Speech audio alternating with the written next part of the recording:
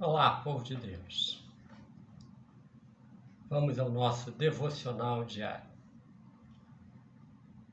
Estamos fazendo a leitura do Evangelho de Jesus Cristo, segundo escreveu Marcos. Vamos fazer a leitura na versão da Bíblia de Estudo de Janeiro, capítulos 12 e 13. Capítulo 12 começa com a parábola dos lavradores maus.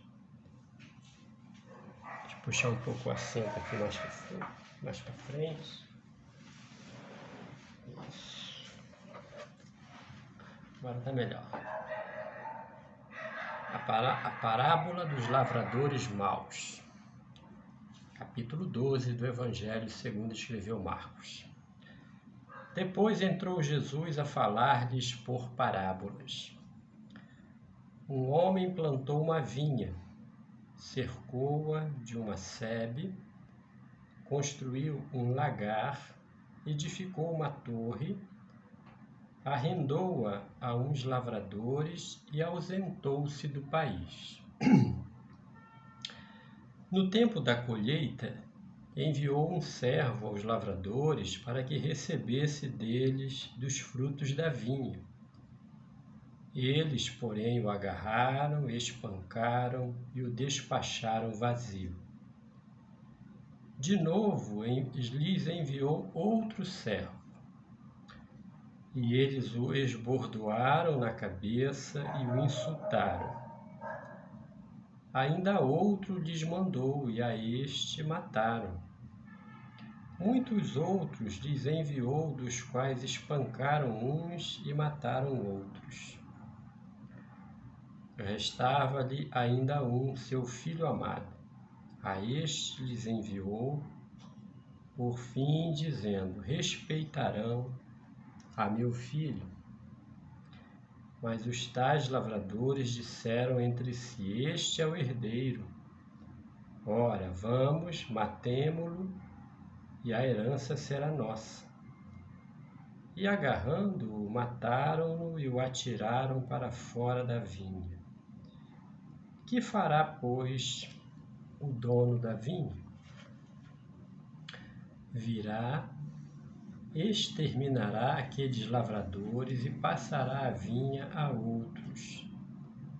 Ainda não lestes esta escritura, a pedra que os construtores rejeitaram, essa veio a ser a principal pedra angular.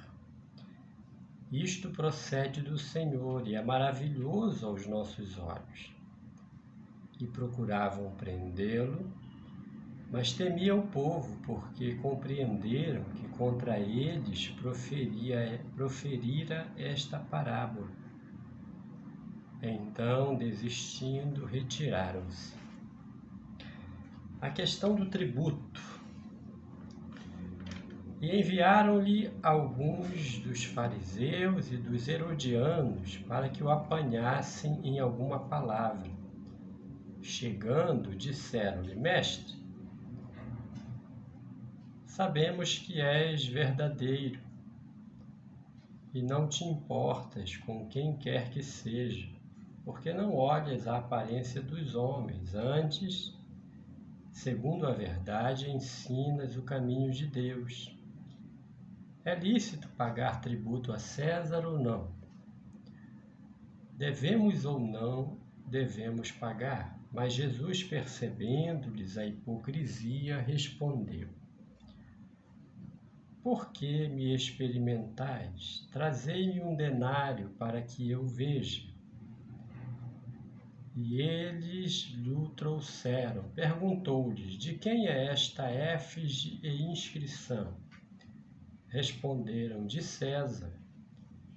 Disse-lhes então Jesus: dai a César o que é de César, e a Deus o que é de Deus. E muitos se admiraram dele.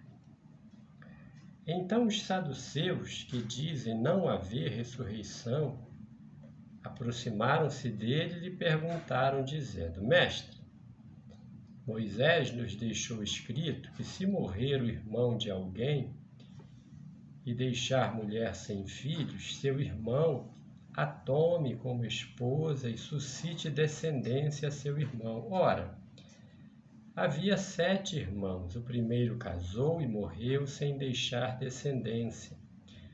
O segundo desposou a viúva e morreu também sem deixar descendência. E o terceiro da mesma forma. E assim os 7 não deixaram descendência. Por fim, depois de todos, morreu também a mulher. Na ressurreição, quando eles ressuscitarem, de qual deles será ela a esposa? Porque os 7 a desposaram. Respondeu-lhe Jesus: Não provém o vosso erro de não conhecerdes as Escrituras, nem o poder de Deus? Pois quando ressuscitarem de entre os mortos, nem casarão, nem se darão em casamento, porém são como os anjos nos céus. Quanto à ressurreição dos mortos, não tendes lido no livro de Moisés, no trecho referente à sarça, como Deus lhe falou: eu sou o Deus de Abraão, o Deus de Isaque, o Deus de Jacó? Ora, ele não é Deus de mortos, e sim de vivos. Laborais em grande erro. Chegando um dos escribas, tendo ouvido a discussão entre eles, vendo como Jesus lhes houvera respondido bem, perguntou-lhe: qual é o principal de todos os mandamentos? Respondeu Jesus: o principal é: ouve, ó Israel, o Senhor nosso Deus é o único Senhor. Amarás, pois, o Senhor teu Deus de todo o teu coração, de toda a tua alma, de todo o teu entendimento e de toda a tua força.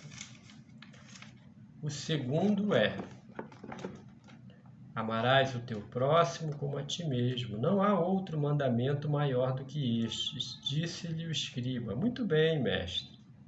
E com verdade disseste que ele é o único e não há outro senão ele. E que amar a Deus de todo o coração, de todo o entendimento, de toda a força, e amar ao próximo como a si mesmo, excede a todos os holocaustos e sacrifícios. Vendo Jesus que ele havia respondido sabiamente, declarou-lhe: não estás longe do reino de Deus. E já ninguém mais ousava interrogá-lo. Jesus, ensinando no templo, perguntou: como dizem os escribas que o Cristo é filho de Davi? O próprio Davi falou pelo Espírito Santo: disse o Senhor ao meu Senhor: assenta-te à minha direita, até que eu ponha os teus inimigos debaixo dos teus pés. O mesmo Davi chama-lhe Senhor. Como, pois, é ele seu filho? E a grande multidão o ouvia com prazer. E ao ensinar dizia ele: guardai-vos dos escribas, que gostam de andar com vestes talares, e das saudações nas praças, e das primeiras cadeiras nas sinagogas, e dos primeiros lugares nos banquetes, os quais devoram as casas das viúvas, e para o justificar fazem longas orações. Estes sofrerão juízo muito mais severo. Assentado diante do gasofilácio, observava Jesus como o povo lançava ali o dinheiro. Ora, muitos ricos depositavam grandes quantias. Vindo, porém, uma viúva pobre, depositou 2 pequenas moedas correspondentes a 1 quadrante. E chamando os seus discípulos, disse-lhes: em verdade vos digo que esta viúva pobre depositou no gasofilácio mais do que o fizeram todos os ofertantes. Porque todos eles ofertaram do que lhes sobrava. Ela, porém, da sua pobreza deu tudo quanto possuía, todo o seu sustento. Capítulo 13. A destruição do templo. Ao sair Jesus do templo, disse-lhe um de seus discípulos: Mestre, que pedras, que construções! Mas Jesus lhe disse: Vês estas grandes construções? Não ficará pedra sobre pedra que não seja derribada. No Monte das Oliveiras, defronte do templo, achava-se Jesus assentado quando Pedro, Tiago, João e André lhe perguntaram em particular: Dize-nos quando sucederão estas coisas e que sinal haverá quando todas elas estiverem para cumprir-se? Então Jesus passou a dizer-lhes: Vede que ninguém vos engane. Muitos virão em meu nome dizendo: Sou eu, e enganarão a muitos. Quando, porém, ouvirdes falar de guerras, rumores de guerras, não vos assusteis, é necessário assim acontecer, mas ainda não é o fim. Porque se levantará nação contra nação e reino contra reino. Haverá terremotos em vários lugares e também fomes. Estas coisas são o princípio das dores. Estais vós de sobreaviso, porque vos entregarão aos tribunais e às sinagogas. Sereis açoitados e vos farão comparecer à presença de governadores e reis, por minha causa, para lhes servir de testemunho. Mas é necessário que primeiro o Evangelho seja pregado a todas as nações. Quando, pois, vos levarem e vos entregarem, não vos preocupeis com o que haveis de dizer, mas o que vos for concedido naquela hora, isso falai, porque não sois vós os que falais, mas o Espírito Santo. Um irmão entregará à morte outro irmão, e o pai ao filho. Filhos haverá que se levantarão contra os progenitores e os matarão. Sereis odiados de todos por causa do meu nome. Aquele, porém, que perseverar até o fim, esse será salvo. Quando, pois, virdes o abominável da desolação, situado onde não deve estar, quem lê entenda. Então os que estiverem na Judéia fujam para os montes. Quem estiver em cima no eirado, não desça, nem entre para tirar da sua casa alguma coisa. E o que estiver no campo, não volte atrás para buscar a sua capa. Ai das que estiverem grávidas e das que amamentarem naqueles dias. Orai para que isso não suceda no inverno, porque aqueles dias serão de tamanha tribulação como nunca houve desde o princípio do mundo que Deus criou, até agora e nunca jamais haverá. Não tivesse o Senhor abreviado aqueles dias, e ninguém se salvaria, mas por causa dos eleitos que ele escolheu abreviar tais dias. Então, se alguém vos disser, eis aqui o Cristo, ou ei-lo ali, não acrediteis, pois surgirão falsos cristos e falsos profetas, operando sinais e prodígios para enganar, se possível, os próprios eleitos. Estai vós de sobreaviso, tudo vos tenho predito. Mas naqueles dias, após a referida tribulação, o sol escurecerá, a lua não dará a sua claridade, as estrelas cairão do firmamento e os poderes dos céus serão abalados.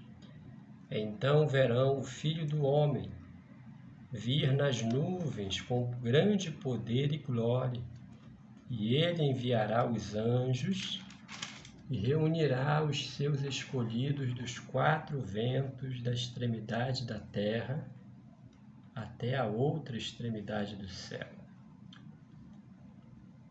Para concluir o capítulo 13, a parábola da figueira, a exortação à vigilância, diz assim: Aprendei, pois, a parábola da figueira.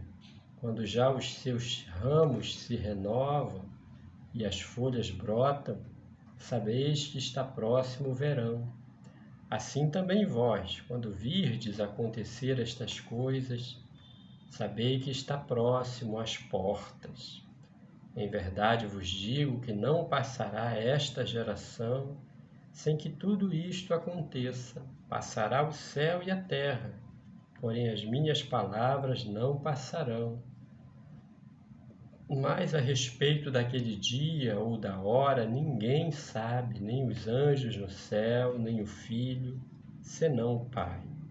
Estai de sobreaviso, vigiai e orai, porque não sabeis quando será o tempo. É como um homem que, ausentando-se do país, deixa a sua casa, dá autoridade aos seus servos, a cada um a sua obrigação, e ao porteiro ordena que vigie. Vigiai, pois, porque não sabeis quando virá o dono da casa, se à tarde, se à meia-noite, se ao cantar do galo, se pela manhã, para que, vindo ele inesperadamente, não vos ache dormindo. O que, porém, vos digo, digo a todos: vigiai. Louvado seja Deus. Palavras do Evangelho segundo escreveu Marcos. Para nossa meditação, as realizações, as parábolas, os feitos, os discursos de Jesus Cristo, nosso Salvador, para nossa edificação. Que Deus nos abençoe. Em nome de Jesus. Amém.